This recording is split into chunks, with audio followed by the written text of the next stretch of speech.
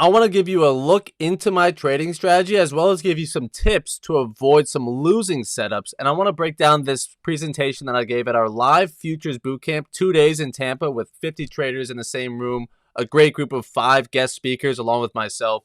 A great event, but this is the presentation that I give, but I want to give it to you guys with a little bit different of a twist because I'm not live in person. I'm a little bit more relaxed. But real quick, I just want to walk you through. If you don't know who I am, this was my best streak of trading that I had earlier at the end of last year. Bleeding into the new year of 2025, it ended in early February. But I had 27 straight winning days broken up by one small red day, and I think another 14 prior. Yeah, because if you look at the last 42 days of trading at that time, only one red day, but still 70% win rate, which is very great. But I, of course, lost 50 trades, but I just won and ended the day green. You'll see plenty of break-even days within there. But we'll take those. Those are survival days. We're not losing lots of money. Survive, show up again tomorrow, look to stack another green day. And I had as much as 32 trades, but that's on copier, so who knows how many I actually had. But yeah, the day streak, and then here's some of the most recent payouts of I cleared my whole top step account. Traded 5 payouts. I've yet to take a top one, but that's early. So we got plenty of time to get those. That'll be on the lookout, so make sure you keep tuned for that. But scalping with the VWAP. Let me give you a look at to my strategy of playing with the VWAP bounce, but this play specifically the VWAP break. So we're on the 1 minute. We're looking at ES, and this is on the 15-minute opening range, these black horizontal levels that you see here. The first one in red being don't do it. Don't chase this first break outside of opening range high. Often doesn't run very far. In this case, maybe it's 5, 6, 7 points, who knows. But look at the bigger move that comes later on. The more stressful one is trying to time how far this one's going to go. So let it pull back. See buyers defend that key level, showing us that this wasn't just inducement. Buyers are remaining in, holding that strength, and then by the second time it breaks outside that open range high, you can play either the bounce off New York VWAP here in yellow. If you really have a strong conviction on direction, saying, I think we really want to hold bullish, this is where I'd want to buy it if I was going to be bullish today. You could play the bounce. If you're not as confident in it, maybe you'll wait for that extra confirmation, which is a VWAP break. This one in purple here saying buyers are 100% back in. Let's go continue the trend back higher and just get nice trend continuation off of a key level. Same thing on this one. We're not chasing the first break outside opening range low. Look how small that runs. It's also after like 10 or 11 bars in a row. Definitely don't want to be chasing that. Every amateur is going to see how bearish that looks now. And don't you think they're probably going to jump in and probably lose money? Because the pullback is coming in. So they jump in at the late price, at a late move at the end of that move. Let it pull back. Sellers do defend that view up though, saying they are here to stay. They're ready to come back in. And you sell at that exact same price that we're saying not to, just at a different time, right? This is the price that pays, but you just got to wait 30 minutes before it's really ready to go. I guess you could say even an hour because it wasn't even ready to go immediately. It really doesn't move from that price until later on.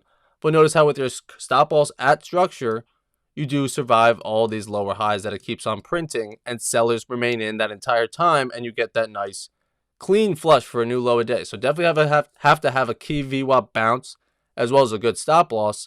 And sometimes, a lot of the time, it's just about timing, right? This is, in fact, the price that pays today along this open range high, my key level. One of my favorites is where I look for all of my trades for these shorts. It's just a matter of timing. So it really just comes down to don't chase the first one. Any of these later ones will eventually pay. It's just a matter of how much drawdown do they take. We don't need to harp on it too much. Hopefully you guys are getting the gist of it. If not, rewind it, look back at it, screenshot it. Same idea here. Not chasing the first break. It moves up a little bit more. Definitely don't chase it at the top now because you're very late to the party. You can maybe get away with buying it somewhere in here if you scalp it real quick, but don't jump on the train way too late. Let it pull back, create some structure. Buyers clearly defend that level, building that next higher low. So now I know I want my stop loss below structure. There's the end of my pullback, but buyers are holding in. So let me get in now before we go and continue the next leg of trend, right? This is one leg of the trend. We missed it. Can't just jump in at the top now. Let it pull back. I'll catch the next leg of the train, which is nice, clean, all stress-free for a new pop of a new high a day. Now let's look at it to the downside one more time, quick this time. Not chasing the first break. It pulls back. Sellers defend it. Second time it breaks outside with a break of a low a day view up off of the key level of open range low. Go continue that trend. Simple, easy, repeatable. If you could just sit on your hands and recognize what's the direction of trend, I know what key level I want to trade it off of. Now I just have to work on my timing, which is sometimes just patience. You know you probably shouldn't sell it at that first red circle, but do you have the discipline to not do it and you wait for that green one when sellers are back in, and you get that nice stress-free move. Now, one more to the upside. This is just really to show you how key that stop loss placement is. If you have the nice clean bounce off New York VWAP, you want to have a stop loss at structure to allow it to still build those higher lows. So we have our first break of high day VWAP saying buyers are back in. They don't disappear. They're still holding in because we're still above the New York. It just wasn't technically ready to run yet until the second break above. But you should still be surviving that pullback because you have a wide stop at structure. Another key point about this one is don't have FOMO or even just a lack of abundance mindset saying, oh man, this thing's just drifting forever without me. I'm never going to get that pullback off a key level that I want. Let me just jump in. And then that's when it's ready to pull back to the key level. And it gives you the move that you ultimately did want, but you took losses in the beginning because you had no patience. You had no faith as well that it could pull back to a key view up and probably wants to, just a matter of when. So rather than seeing this higher low go by, this one go by, okay, I'll say, I've missed too much today. I'm going to get in now because this thing's clearly just ripping higher. Well, it could have, but there's the deeper pullback off a key level, easy money to the upside. Happy days. Now let's do a quick experiment. I did this, like I said, in Tampa live, so everyone was following along with me as I was speaking there. Where are we going? Well, since you guys can't answer me, we'll go through this a little bit quicker. But this is what I tweeted out today. This was not in the presentation. Where are we going? Well, I have no idea where we're going when we're inside this red zone, which is a 15-minute opening range, especially later on in the morning, the later we get. Right, this one's cut off, but it's like 11 o'clock at this time. Why, if we're trending today, are we at the same price that we are at 9:35? We're there at 11:35. 2 hours later, we're in the same price. Clearly, there's not a lot of strong direction. That price has just gone and vanished for new lows after new lows that there's no trend to try to capitalize on. I'm a trend trader. I'm looking to go continue that trend, right? We looked at all those markups. There was a next leg of trend.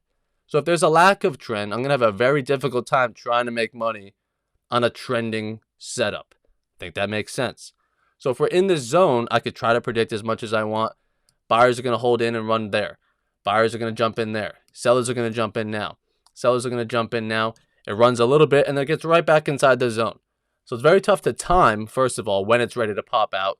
And sometimes it's even difficult to know what direction it wants to break out. So your best move is just to wait for it to break out of a side. Either make a new high, I'll look for a pullback, or make a new low and I'll look for a pullback. And you can see on this one, it never pulled back and gave that opportunity. So just right back into the range. And then this is what it looks like the rest of the day. Stays in that range for a while, but then buyers ultimately take it and it keeps on going a little bit higher. So it was good not to jump in to the shorts. These are the other examples. Where are we going? I'll give you 5 seconds as if you could just pause it. And then I'm going to go into the next one. Where do you think we're going with this one? Some higher lows on the bottom, a flat New York VWAP. We're still at the same price we were at the 9:30 open. Really can't make new prices. Clearly, there's no one direction in control. Buyers couldn't hold it here, but sellers couldn't hold it there. I don't know. I know as much as you. I don't know. Well, it breaks lower. So there's our new information. Now I don't need to guess or hope where it ends up. It's telling me that sellers took control. So now I can just react to that and trade not the first break of it. Small pullback off of that key level. Trade the second break off of that open range low. And you get now the trend continuation because it's showing you a little bit that trend is ready to step on in. And now we could try to maximize on our trending setup, right? This is where we cut off the picture earlier, I believe. Looks like it did want to maybe go higher because it was above New York. But at the end of the day, it's stuck in this range.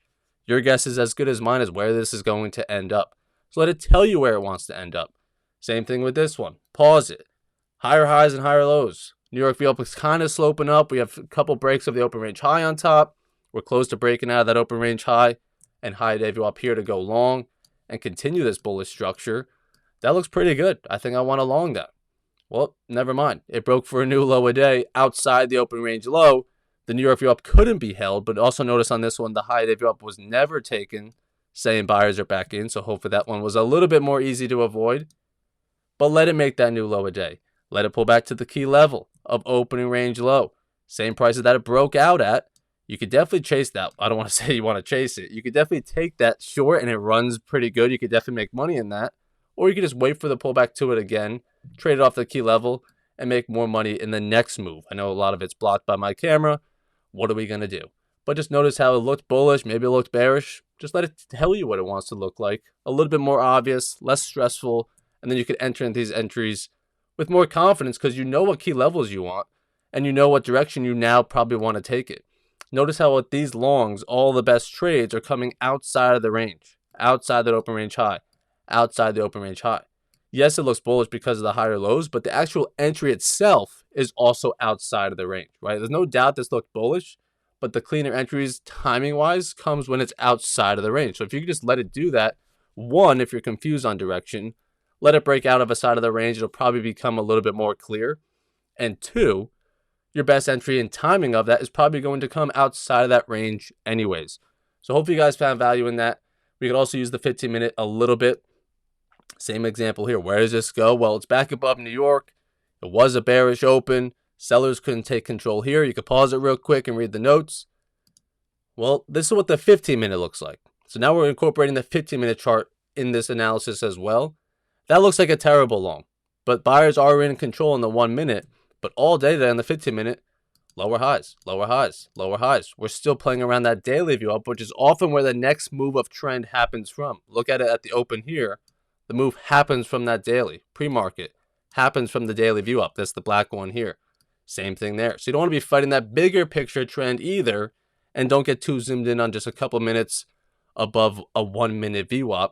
Keep the bigger picture in mind. Notice what the direction actually probably wants to be. And then you can look for the shorts to actually come back in and capitalize on the trending move. And notice how it's off of a key level of the New York VWAP. Again, most of it's chopped off, but that's all right. Same thing, kind of incorporating both now. This first 15 minutes of the day, opening range is set. Where do we want to go? I have no idea. I have a bias on this day, but it's not clean. It's not super easy to execute on because this isn't really running much higher, much shorter, much higher within that range. So let it break out. Give me new information. Pick a side, run with that side, and tell me that we're going to have a bullish or bearish day. Well, here's the break for a new high day. New information telling you buyers won that battle. They got us outside the range. Now it pulls back, though, because we don't want to just be chasing the highest price. I said that earlier. That's when every amateur is now going to say, finally, let's jump in long. Well, they all get smoked, and then we'll get in later and catch the next leg of trend. So buyers defend the New York, break of high day VWAP, trend continuation. Another reason why we were probably not wanting these shorts back here, even though it might have looked like sellers were going to take it this time. The view up on the bottom here is previous day's New York, that blue one. We're above that, so that's a nice bullish sign. But here's the 15-minute. All these pins, that's the retest on those choppy shorts. Do we want to go short today? Is the bias actually bearish, or is it higher highs and higher lows all overnight? And above all VWAPs, I should probably be leaning for the longs to show themselves, right? So you don't chase the shorts, but you don't also chase the longs either until you get that new high and you have all this money to the upside. Notice how we're right at that daily view up where I said the trend probably wants to continue from. So a nice lesson there as well. So if you guys found value in that video using the 15-minute with some 1 minute VWAPs, what zones to avoid, what key levels to use. Again, huge shout out to the sponsors of our event in Tampa, Top One and TradeZella. If you need an account with them, definitely look at the links down below. I always have a best deal for you if you use my codes. But I appreciate you guys tuning in. I really do think this was impactful. I know I'm biased to it because I made it, but I think it was a good impact for the people there live in Tampa, and hopefully it's the same for you guys as well. So trade safe. Let me know if you have any questions or if you want more on my strategy. You can always check out my daily live streams. I trade live every day at 9:30 on ASFX TV. The link to that is also down below. But hopefully I'll see you guys there. But I'll see you guys on the charts tomorrow morning.